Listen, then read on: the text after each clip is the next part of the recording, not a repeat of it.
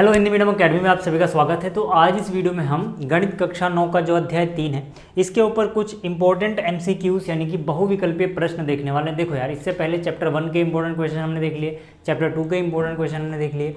अभी यहाँ पे हम चैप्टर 3 के इंपॉर्टेंट क्वेश्चन की एक छोटी सी सीरीज देखने वाले हैं, जिसमें से ये पहला वीडियो है जिसमें हम एमसीक्यू करेंगे। ठीक है, आने वाले में हम बाकी के क्वेश्चन भी कर लेंगे।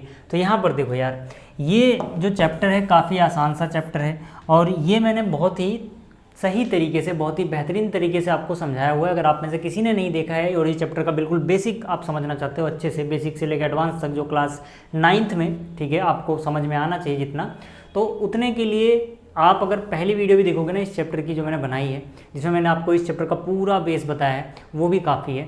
आपको वहाँ से भी सब कुछ समझ में आ जाएगा, लिंक डिस्क्रिप्शन में आप देख लेना। चलिए क्वेश्चन शुरू करते हैं। देखो, जो यहाँ पे पहला क्वेश्चन है, इसमें क्या बोल रहा है, एक्स अक्ष से बिंदु P की लांबिक दूरी इनमें से कौन सा ऑप्शन सही है। ठीक है, तो मैं आपको पहले कॉन्सेप्ट बता देता हूँ कि अगर मान लो आपके पास कोई बिंदु x, y हो, है ना, यानी कि अगर कोई बिंदु है, ठीक है, x, y, मान लो इसका नाम P है, तो इसकी, है ना, इसकी अगर आपसे x अक्ष से दूरी पूछी जाए, है ना, x अक्ष से दूरी मतलब लांबिक दूरी, परपेंडिकुलर डिस्टेंस, सीधा सीधा, ठीक है, तो आपको क्या करना होता है, आपको देखना होता है इसका y। अगर x से दूरी पूछी जाए तो आप y देखो, लेकिन मॉडुलस के साथ, मतलब कि अगर ये y नेगेटिव भी है तो वहाँ पे हम नेगेटिव को हटा देंगे, सिर्फ पॉजिटिव वाली चीज़ रखेंगे।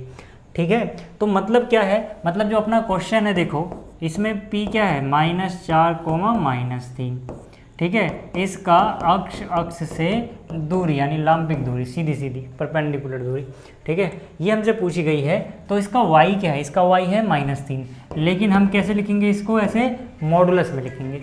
ठीक है, मॉडुलस में लिखने का मतलब है जो माइनस है उसको आप हटा दो, यानी कि 3 इकाई। ठीक है, 3 इकाई इसका आंसर हो जाएगा। इसके इकाई मतलब जो भी यूनिट चल रही है, सेंटीमीटर, मीटर।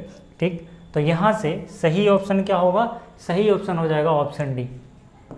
ठीक, अगर मान लो यही क्वेश्चन अगर y अक्ष से दूरी में होता, है ना, मतलब कि अगर आपके पास कोई बिंदु है, ठीक है, अगर आपके पास कोई बिंदु है pxy, सब कुछ मैं बता देता हूँ, है ना, pxy, और इसका y अक्ष से दूरी पूछ ली जाए, ठीक है ना, y अक्ष से दूरी, इसमें पूछा तो नहीं है, बट मान लो अगर y अक्ष से दूरी पूछी होती, तब हम क्या करते, जब y से दूरी पूछे तो आप मोड में x बता दो, है ना, जैसे इसका x कितना है, -4, है ना, तो मोड में, ठीक है, -4 क्या बन जाएगा, ये +4 हो जाएगा।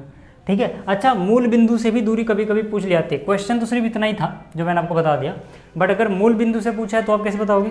अगर मान लो कोई बिंदु है ना pxy, जिसके कोऑर्डिनेट xy हो, है ना, इसकी, है ना, इसकी, इस बिंदु की मूल बिंदु से दूरी पूछ ली जाए, है ना, मूल बिंदु से अगर दूरी पूछ ली जाए, बिंदु से दूरी, तो आपको लिखना होता है √x² + y², है ना। आप चाहो तो इसमें भी x की वैल्यू रखो, y की वैल्यू रखो, कैलकुलेट कर सकते हो। अभी इस पे क्वेश्चन आएगा। फिलहाल जो मेरा बताने का मकसद है, ठीक है, ये देखो, ये जो कॉन्सेप्ट मैंने बताया ना आपको, ठीक है ना, चाहे इसकी बात करें, चाहे इसकी बात करें, चाहे इसकी बात करें, ये काफ़ी इंपॉर्टेंट चीज़ है, क्योंकि इस पर अक्सर आप देखोगे ना, आपको MCQ मिल जाएगा। ठीक है, अक्सर आपको देखोगे कि MCQ मिल जाएगा इस पर, ठीक है, जिसमें या तो x अक्ष से दूरी पूछ लेंगे किसी बिंदु की, या तो y अक्ष से पूछ लेंगे, या फिर ओरिजिन यानी कि मूल बिंदु से पूछ लेंगे। सीधी सीधी हाँ बात याद रखनी है, सिंपल सा ट्रिक है भाई, x से दूरी पूछेंगे तो उसका y देखना, माइनस हटा के, ठीक, और अगर y से दूरी पूछी है तो उसका x देखना, माइनस अगर है तो हटा के, नहीं है तो कोई बात ही नहीं है। ठीक है, और अगर मूल बिंदु से दूरी पूछी है तो वर्गमूल के अंदर x का स्क्वायर करो प्लस y का स्क्वायर करो, जो भी आता है उनको, ठीक है, प्लस करके अंडर रूट ले लो, मतलब, ठीक है ना। तो अब देखो, जैसे अगर आपको ये समझ में आ गया ये वाला, तो आप इस क्वेश्चन का आंसर दे सकते हो जो यहाँ पे है, ठीक है ना, कि y अक्ष से जो ये बिंदु है इसकी लांबिक दूरी कितनी होगी। ठीक, तो यहाँ पे देखो, अगर y से दूरी पूछी है, अब सीधी सी बात है, मैंने कहा ना, अगर दूरी y से पूछ रहे हैं तो आप x देखोगे। ठीक है, अगर दूरी y से पूछ रहे हैं, क्योंकि ये y से दूरी पूछ रहे हैं, तो इसका x देखोगे आप, लेकिन x जो देखोगे आप मोड में देखोगे, तो मोड में कितना, -7 था, लेकिन आंसर कितना आ जाएगा, +7 आ जाएगा। मोड का मतलब है माइनस है तो हटा दो, नहीं है तो वही रहने दो, कोई दिक्कत नहीं। ठीक है, यानी कि 7 इकाई। क्लियर हो गई बात। अगर आपसे मान लो यहाँ पे, ठीक है, मूल बिंदु से दूरी पूछ ली, जैसे इसकी मूल बिंदु से दूरी पूछ ली, है ना, ये क्वेश्चन कई बार सेम टू सेम डिट्टो यही क्वेश्चन आया हुआ है, यही नंबर भी नहीं बदले। ठीक है ना। तो यहाँ पर क्या है 3,4। तो जाहिर सी बात है यार, मैंने कहा मूल बिंदु से जब भी दूरी आपको निकालनी है तो अंडर रूट के अंदर एक्स स्क्वायर प्लस में अंडर रूट के अंदर वाई स्क्वायर निकालना है। एक्स वाई किसको बोलोगे, ये कोऑर्डिनेट जो है इसमें एक एक्स ये वाला एक्स ये वाई हो गया। तो एक्स की वैल्यू क्या है 3, 3 का स्क्वायर, वाई की वैल्यू क्या है 4, 4 का स्क्वायर। 3 का स्क्वायर 9 होता है, 4 का स्क्वायर 16 होता है, 16 और 9 25 होता है, अंडर रूट 25 करोगे 5 मिल जाएगा। कितना मिल जाएगा 5, यानी 5 इकाई। ये ऑप्शन सही है, ठीक है। तो ये बहुत बार, ठीक है ना, इस तरह के क्वेश्चन आए हुए हैं, ठीक है। तो ये तो था मैथ्स। लेकिन अगर आपको साइंस में कोई दिक्कत है, ठीक है, तो ये मैं बहुत बार आपको बता चुका हूँ, ठीक है।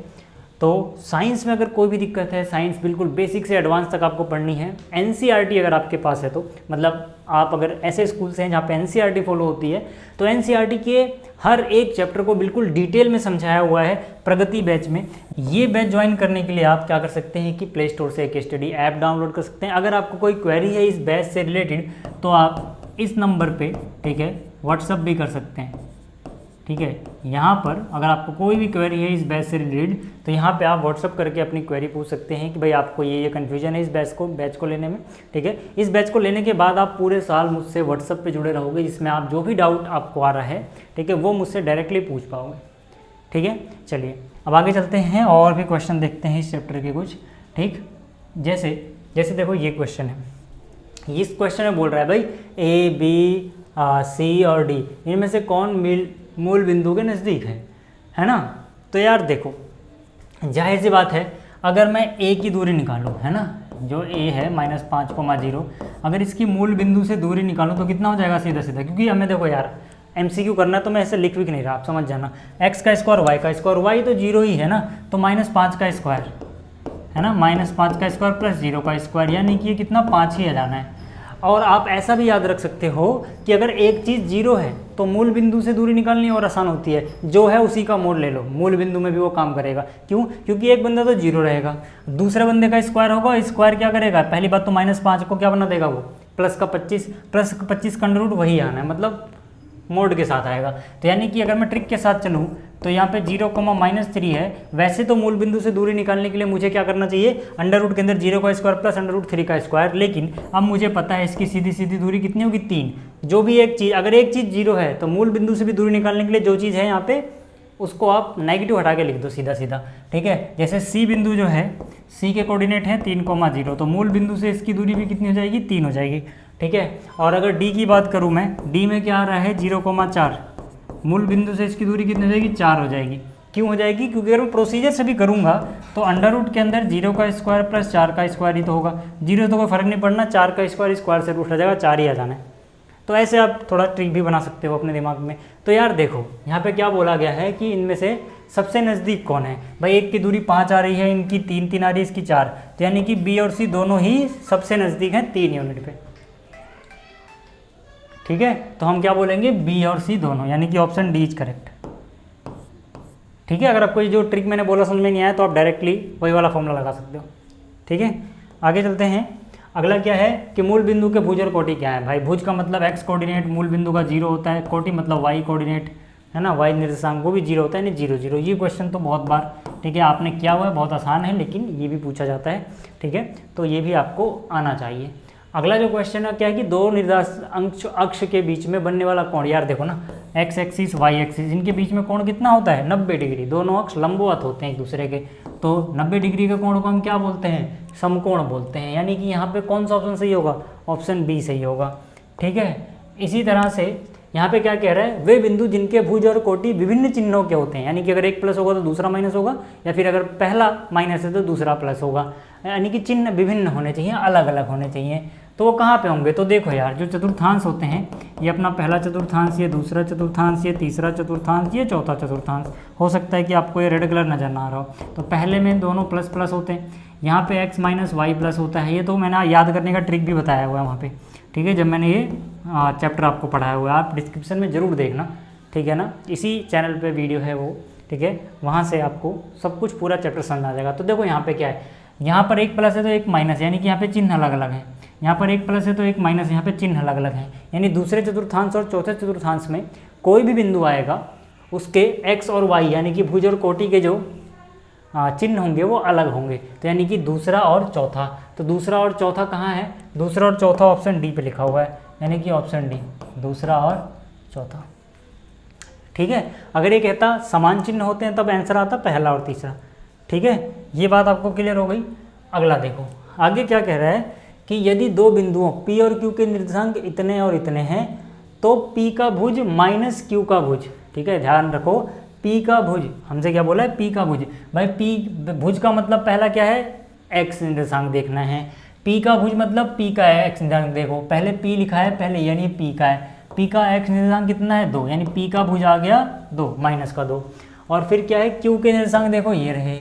अब हमें P के भुज में से Q का भुज क्या करना है, माइनस करना है। तो Q का भुज मतलब Q का x निर्देशांक माइनस करना है। देखो ये माइनस तो इसलिए लगा है क्योंकि माइनस करना है, यहाँ पे माइनस इसके अपने पास है। ठीक है, तो क्या हो जाएगा ये, देखो ये क्या हो जाएगा, -2। ठीक है, 1 मिनट, इसको पेन को चेंज करते हैं।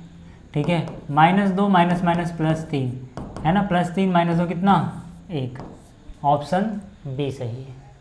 ठीक है, क्योंकि P के भुज में से Q के भुज को माइनस करना था।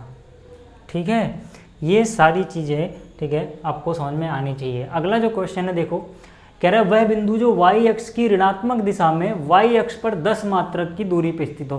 पहली बात तो ये बिंदु अगर y अक्ष पे स्थित है तो हमें पता है y अक्ष पे कोई भी होगा, ठीक है ना, उसका x निर्देशांक 0 होगा। और y पे कहाँ स्थित है, 10 की दूरी पे है, लेकिन ऋणात्मक दिशा में, यानी -10, y को -10 कर दो तो निर्देशांक हो जाएंगे 0, -10। तो 0, -10 कौन सा ऑप्शन है, ऑप्शन डी है। क्लियर हो गई बात, यहाँ तक क्लियर हो गई।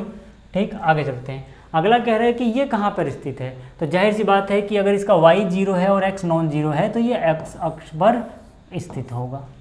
ये सारे ट्रिक मैंने आपको बता रखे हैं, सारे तरीके बता रखे हैं कि भाई अगर y 0 है x नॉन जीरो है तो ये x अक्ष पे होगा, x और y दोनों ही 0 है मतलब वो मूल बिंदु है। ठीक है ना, तो यहाँ से देखो ये सारी चीज़ें थी जो एक हल्का ओवरव्यू था कि MCQ किस तरह के इससे पूछे जाते हैं। फिर से बोल रहा हूँ, अगर आपको बेसिक देखना है तो आप ठीक है प्लेलिस्ट वाला सेक्शन में जाओ या फिर इस चैनल के इस वीडियो के डिस्क्रिप्शन में देख लो, मिल जाएगा वहाँ पे। ठीक है, और आपको साइंस में दिक्कत है तो आप प्रगति बैच ज्वाइन कर सकते हैं। कोई भी क्वेरी है तो इस नंबर पे आप व्हाट्सअप कर सकते हैं और पूछ सकते हैं। ठीक है, थैंक यू।